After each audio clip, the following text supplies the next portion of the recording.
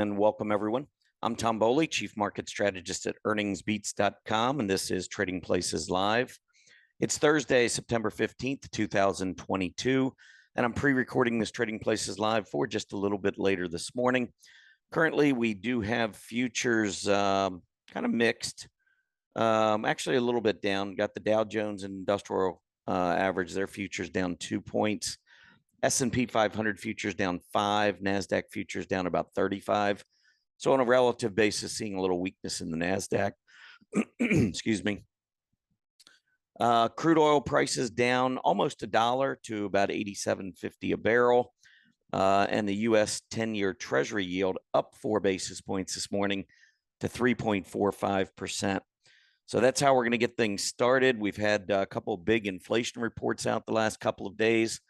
The first one, the CPI for August, showing that inflation still running too hot, likely pointing to the Fed raising rates next week, probably another 75 basis points. There are some who believe it'll be a full percentage point. I don't believe that. I think we'll see 75.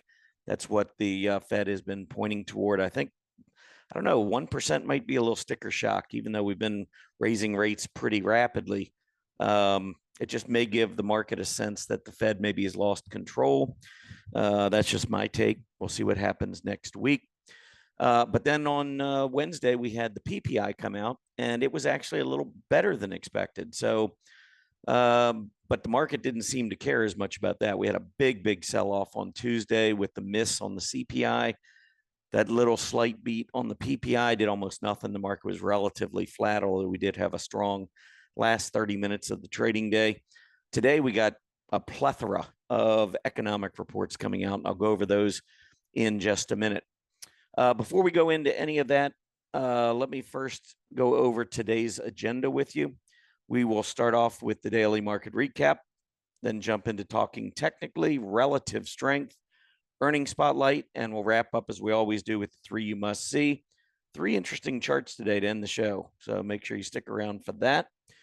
But in the meantime, let me take you over to Earnings Beats before we get everything started. And for those of you who are new, if you go to earningsbeats.com, if you like what you're hearing in the show, if you like listening to the show, I think you'll like our Earnings Beats Digest newsletter. It's completely free, no credit card required. You can unsubscribe at any time. All you have to do is scroll down, find that box where you can put in name, email address, and hit the subscribe button. It's a 3 times a week newsletter, Mondays, Wednesdays, Fridays. Normally, we publish it about 8:30 in the morning, try to get it out about an hour before the market opens. And it's a quick read, couple paragraphs, a chart focusing on earnings, gaps, relative strength, candlesticks, all of those types of things. Many times, it's a potential trading candidate. I just say that's up to you. I point out what I see on the chart, whether I like it, don't like it. If you want to trade it, that again is completely up to you. But we do try to make it very educational. Hopefully you'll enjoy it. We do have a lot of folks who hang on to this newsletter, have been subscribers for a long time since we started it. So I think that speaks volumes about the quality. Anyhow, make sure you scroll down over at earningsbeats.com, sign up for that newsletter. All right, let's jump into the action from Wednesday. Again, the PPI came out a little bit better than expected. We had just come off that really poor day on Tuesday. That was when the CPI came out and was much worse than expected. The core CPI was expected to rise 0.3%. Instead, it rose 0.6%. And that spooked a lot of folks. Although, from a technical perspective, really just took us back down one more time to a key level on the S&P 500 right here near 3,900. We got down close to 3,900. Once again, we held. Yesterday, we were down again, testing that 3,900 area. And then we rebounded into the close. But still, overall, it was an okay day, especially after what happened on Tuesday. We just didn't want another big down day technically to lose that 3,900 level. And so from that standpoint, it was a success. But on the day, the Dow Jones finished up 30 points. S&P 500 finished up 13. NASDAQ was up 86. So on a relative basis, we did see a little bit of strength there in the NASDAQ. Mid caps down just a fraction. Same goes for small caps, really just negligible. All the major indices did hold key levels. I'd be watching 31,000, a nice round number on the Dow, and 3,900 we've tested multiple times. The more times we hold and the more news that comes out that's bad, we pull back, we hit that level and hold, the bigger it becomes. I'm not saying 3,900 is bigger than the lows we set back in June, but 3,900 is a big, big deal. So I'm watching to see if we can hold that through not only option expiration, but through the Fed meeting next week and through the second half of September, which historically is a very bearish period of the year. And I'm talking about data on the S&P 500 that goes back to 1950. Second half of September can be very rough. Today is September 15th. If we're going to rally, we're at support. We got the 15th. Even the 16th historically isn't too bad, but by the time we go into next week, I don't know. We'll see what happens. But just realize that historically, it is not a good period. So we know what we've got with the Fed. We know what we've got with the threat of higher interest rates. So, just be careful. Every time the rates have moved up, we're going to talk about the 10-year Treasury in just a second. But whenever the rates go up, that's when the market has struggled in 2022. And we're very close to a key breakout on the 10-year Treasury yield. I'm watching that very closely. And by the way, a false breakout and a reversal could be a very good sign for the stock market, but we have to see how this evolves.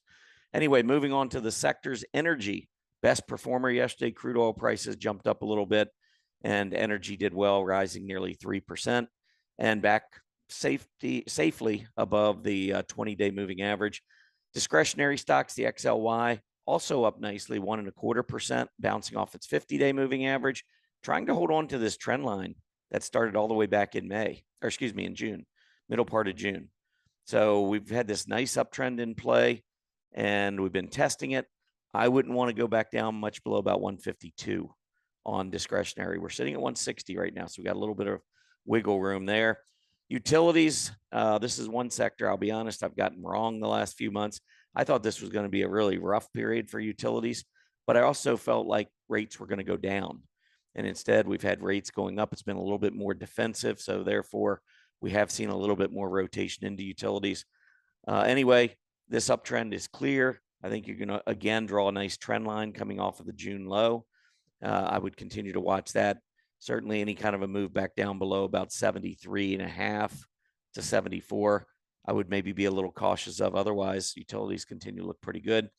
Real estate not looking so good on Wednesday. This was your laggard along with materials, both down 1.22%. The real estate group trying to hang on to lows at the beginning of September. Materials a little bit better off on the chart, but also weak and back down below its moving averages. So all in all, it was an okay day. It wasn't a great day, but we didn't get any follow through to the downside, or very little follow through to the downside from Tuesday. So that's at least a good thing. And I can't stress it enough. Watch 3,900. I really think that's going to be an important number on a closing basis. So we get an intraday move down below 3,900. We come back up above 3,900 and leave that tail below like it looked like we were going to break down. That could be a very bullish sign. But if we break down, close below 3,900, I think you need to be careful. I think the bears could step up the selling quite a bit. All right, so the 10-year Treasury yield. Well, back in mid-June, when the S&P 500 hit its low at 36.36, the 10-year Treasury yield was at 3.48. Yesterday, we got as high as 3.476. So we were right up there, challenging that June high. One interesting thing, though, is that the S&P 500 is actually about 250 points above where it was, maybe even close to 300 points above where it was back when the 10-year Treasury yield was at this level. I'm not quite sure how to read that, whether to read that bullishly or not. But I do know that when you look at this chart, the 10-year Treasury yield, as it was going up, the S&P 500 was going down.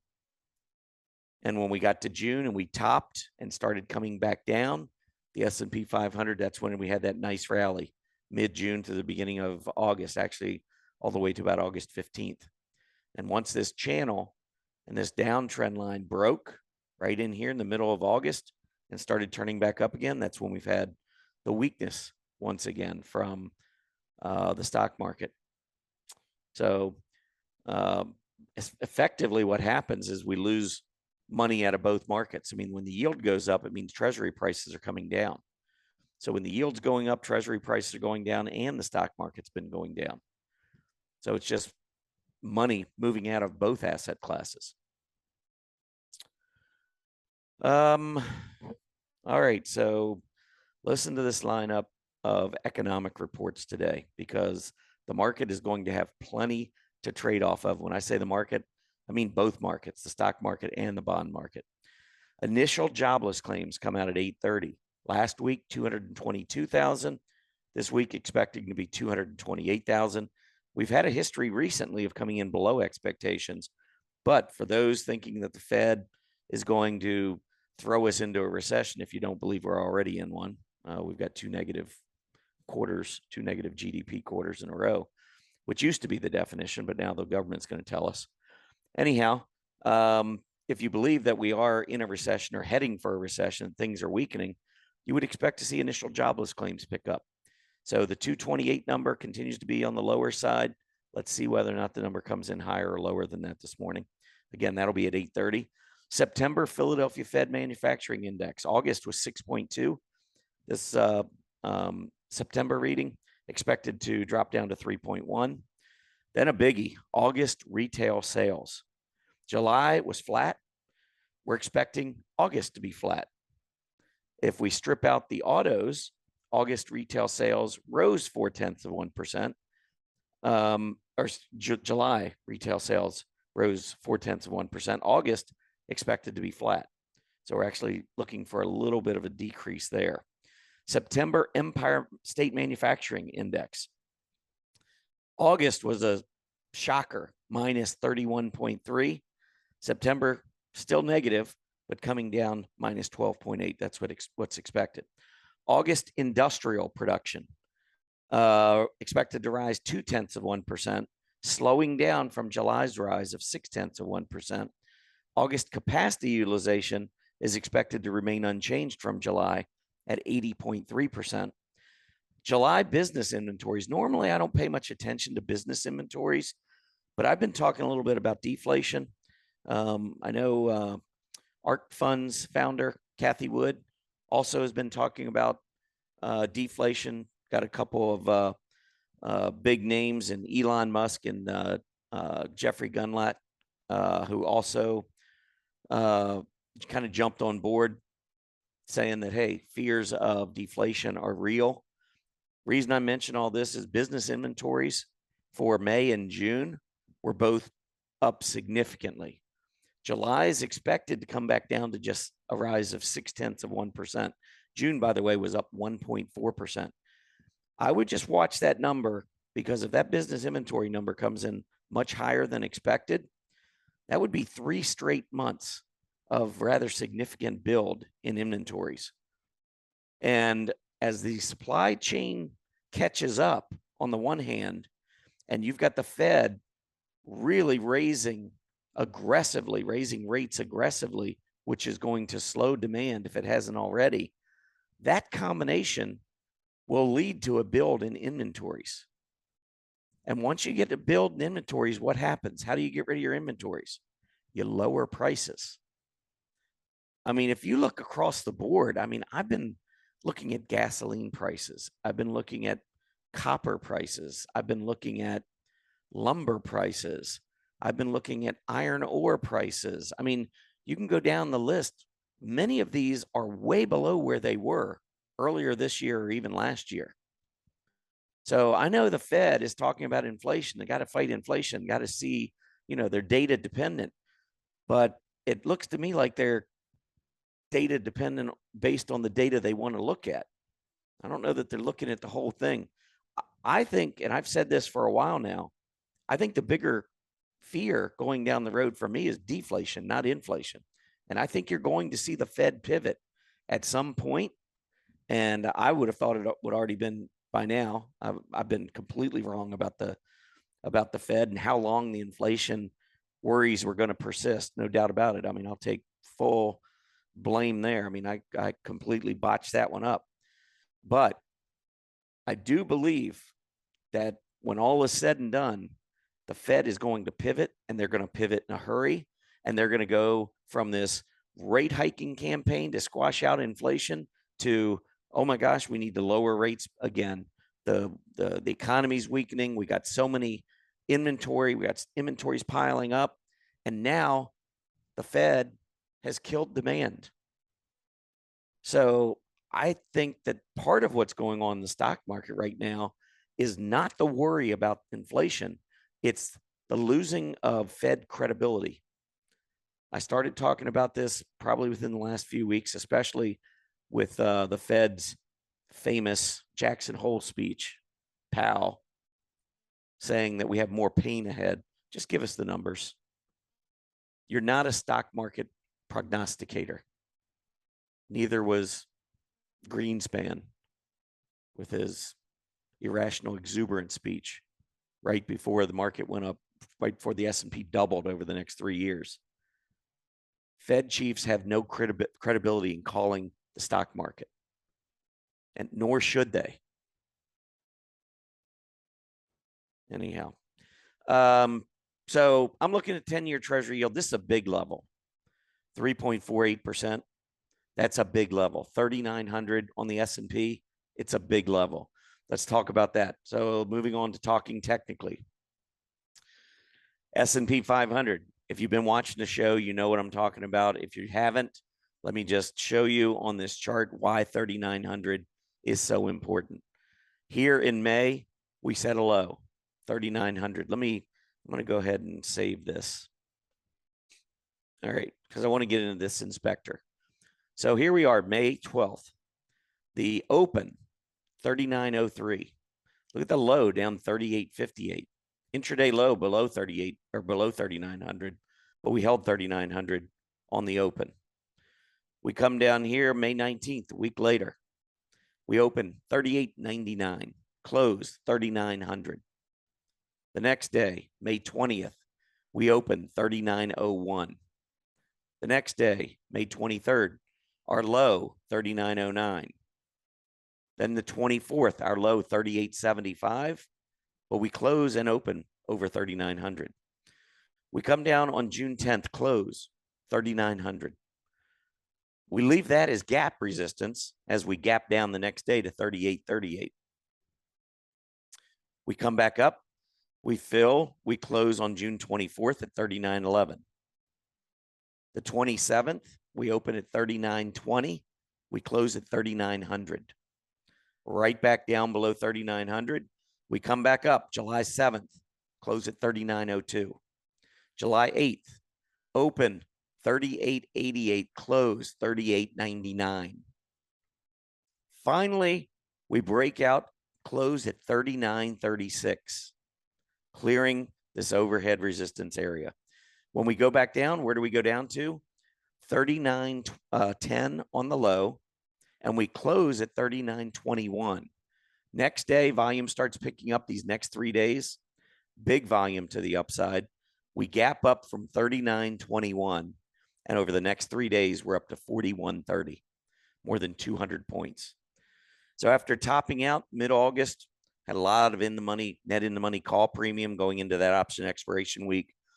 I warned members to be very cautious going into the early part of the following week. And right here, we actually got back down, filled this gap, and started to turn up.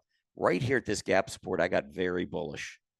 And then this candle, this was the Jackson Hole speech, where we went back down, took out these lows, and that kind of changed the character on the chart. Where did we go down to? Well, September 1st, we hit 3,903, closed at 3,966, though. The next day, we hit a low 3,906, closed at 3,924. Next day, hit a low of 3,886, but we closed at 3,908. The following day, we opened at 3,909, low was 3,906. Then we come back down on Tuesday after the huge sell-off with the higher than expected CPI, August CPI. Where did we go to? The low was 39.21, filling that gap support, closed at 39.32. And then yesterday, we got as low as 39.12, closing back at 39.46. Now, I don't know how many days I just quoted, but 3,900 is a big deal. If we break below 3,900, I think we're going back down to the lows in June. I mean, maybe it's a head fake, but if we go below 3,900, I will respect it until we get back up above 3,900. That's the way I'm approaching it. So I'm long going into today, but if we lose 3,900, I'm out.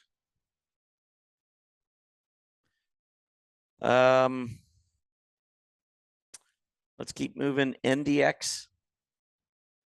So this is the NASDAQ 100. I mean, a similar level, not quite the same. I mean, you can see these lows were below 12,000, reaction highs above 12,000, gap supports a little above 12,000. And then recently we're right down at 12,000. So I'm going to call it a range. When I look at this and I don't see one clear number, then what I do is I usually will just pull up and put in like a support range. And so for me,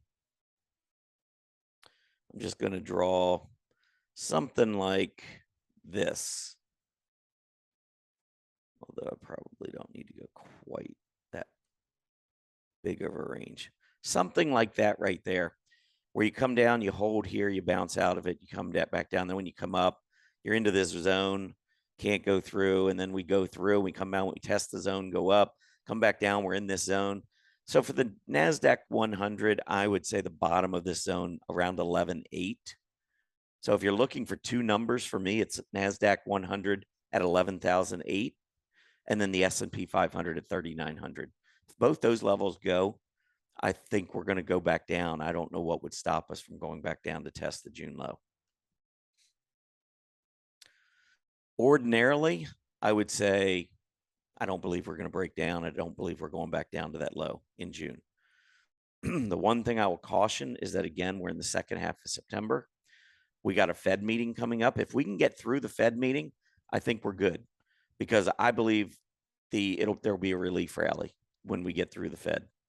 So if the breakdown doesn't come here over the next couple of days, I think we probably are going to be okay. Probably.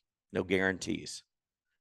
But I'm going to feel better and better as we get a few more days under our belt and get the Fed behind us. But then even that goes contrary to the historical moves. Now, when I talk about September, it's actually the close on September 16th to the 30th. Historically is the bearish period.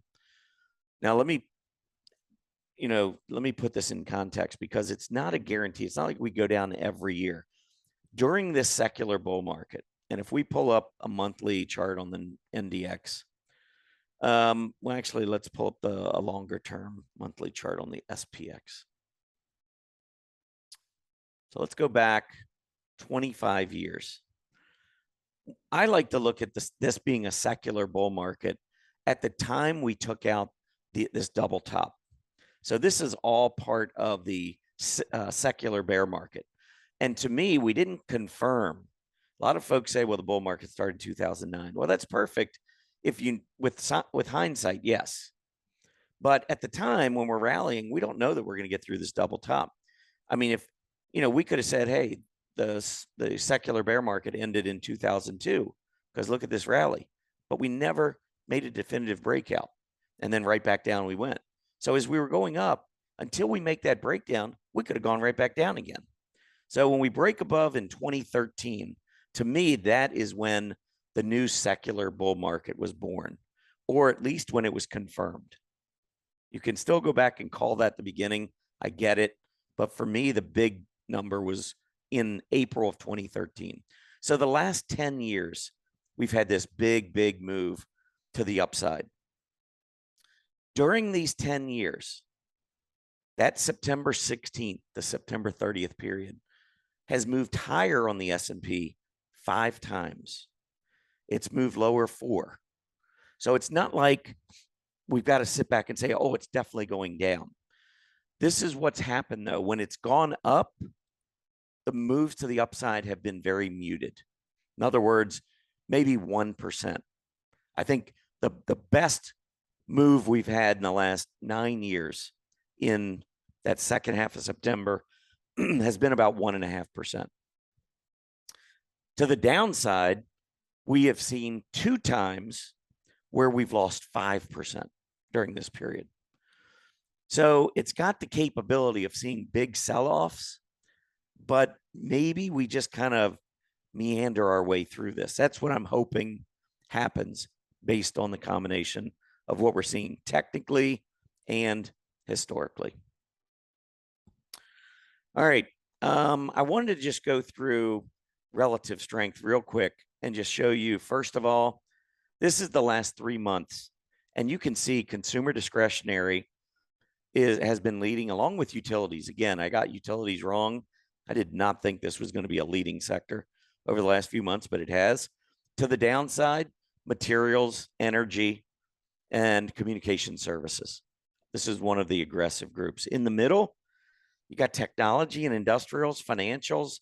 I mean, the S&P, I think, is up right around 5.5%, 6% over the same period. So these are kind of all going along for the ride. And one way you can also look at this is if you pull up the relative strength of the sectors. I have a chart list where I have the relative strength on each, as the symbol. So it's XLY versus the S&P. When I pull that up over the last 3 months, you just look at it. This is how they're performing relative to the S&P. So discretionary is up slightly more than utilities. And again, you go back over here and you'll see the same thing, slightly more, but it's just the way it's presented. This way you can see technology is slightly underperforming the S&P. Industrial slightly underperforming. So we need to see more strength there. Anyway, I thought that was a good way of looking at that. Also wanted to look at the, for earnings spotlight, wanted to just go through quickly and show you a couple of charts. One, Adobe, they report later today. When I look at the relative strength, it has not been a good performer relative to its software peers. And software, by the way, has not been good relative to the S&P. I'm not expecting a very good report here out of Adobe. The reaction is going to be much more important than the actual report itself. So this is kind of a big one in the software space, but I'm not getting myself overly excited because I just don't think it's going to be a very good report. All right, let's wrap this up with the 3 you must see. I'm going to start off with Moderna. It had a good day yesterday. It was one of the best S&P 500 stocks, but it's just going sideways. I think first things first, let's get back up above the 20-day. So I'm not sure I'm buying into the strength yesterday of Moderna. Next up, Starbucks. I am buying into the strength in Starbucks. I think we have a beautiful trend going here. AD line looks good. Look at the relative strength starting to kick in versus restaurants. And restaurants, 52-week high relative to the S&P 500. So I think Starbucks looks pretty good. And then the last one, excuse me, RCL, just wanted to mention Royal Caribbean. Look at the AD line taking off, finally starting to show some strength. But this is where we broke down from back in June. Have not been able to get back up above 50. So I think this is our test on Royal Caribbean. That's it for me. Listen, have a great rest of your Thursday. Be careful out there. A lot of economic reports today. Let's see how the market trades into option expiration Friday. And then, of course, the big Fed meeting next week. Happy trading, everybody. Hey, Grayson Rose here with StockCharts. Thank you so much for watching. I hope you enjoyed that video. If you did, consider giving it a like down below, maybe leave us a comment, and if you're new to the channel, you can subscribe at the link up above. We're gonna bring you daily content from an incredible collection of technical analysts and financial experts.